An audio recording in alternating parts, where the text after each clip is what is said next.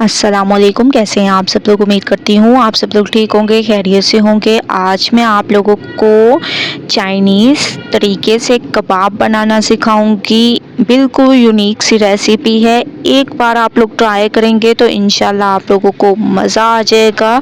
तो रेसिपी को स्टार्ट कर लेते हैं। सबसे पहले मैंने एक बाउल ले लिया, इसमें जो जो चीज़ें ऐड करेंगे वो मैं आप लोगों को स्टेप बाय स्टेप बताती जाऊंगी। सबसे पहले आप लोगों ने इसमें प्याज डाल देने हैं, ठीक है।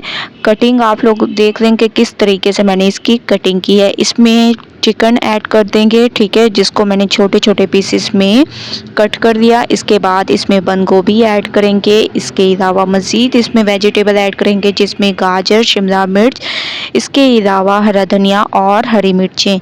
ये तमाम चीज़ें आप लोगों ने इसमें ऐड कर देनी है। इसके अलावा इसमें आप लोगों ने आलू भी डाल देनी है, ठीक है, जिसको काट कर मैंने जो है पानी में भिगो के रख दिया था, क्योंकि आलू काले पड़ जाते हैं। इस वजह से आप लोगों ने इसकी कटिंग कर कर पानी में रख देने हैं, ठीक है। इन तमाम चीज़ों को डालने के बाद कुछ चीज़ें और इसमें ऐड करेंगे, जो कि हमारे पास है। 1 चम्मच कॉर्नफ्लोर, 2 चम्मच बेसन, 1 चम्मच मैदा, 2 चम्मच चावलों का आटा, कुटी हुई लाल मिर्चें, काली मिर्चें, हस्बे जायका नमक। ये तमाम चीज़ें आप लोगों ने इसमें डाल देनी है। चाइनीज़ कबाब बहुत ही अमेजिंग रेसिपी है।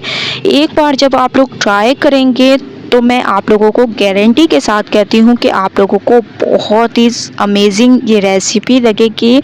जब आप लोग एक बार बनाएंगे तो बार बार आप लोगों का दिल करेगा कि ये ज़रूर ट्राई करें, ठीक है। तो चम्मच की मदद से मैंने इसको मिक्स किया है। अब आप लोगों ने हाथ की मदद से इसको मिक्स करते जाना है, क्योंकि चम्मच से मुश्किल हो रही थी, इस वजह से मैं हाथ से इसको मिक्स कर रही हूँ। अब थोड़ा थोड़ा आप लोगों ने इसमें पानी डालते जाना है, जितना पानी की ज़रूरत हो उतनी, क्योंकि ये सब्जियां जो हैं अपना पानी छोड़ देती हैं। इस वजह से आप लोगों ने इसमें थोड़ा सा पानी ऐड करना है और इसी पानी में ही इसको अच्छे तरीके से मिक्स करना है। तकरीबन 1 से 1.5 चम्मच के करीब मैंने इसमें पानी ऐड किया होगा। इससे ज़्यादा ऐड नहीं करना। बस आप लोगों ने इसको ऐसे मल मल कर बैटर सा तैयार कर देना है। तो माशाल्लाह से आप लोग देख रहे होंगे मिक्सचर हमारा तैयार हो चुका है। अब हम इसके कबाब तैयार करेंगे। तो आप लोगों ने कबाब की शेप बना लेनी है।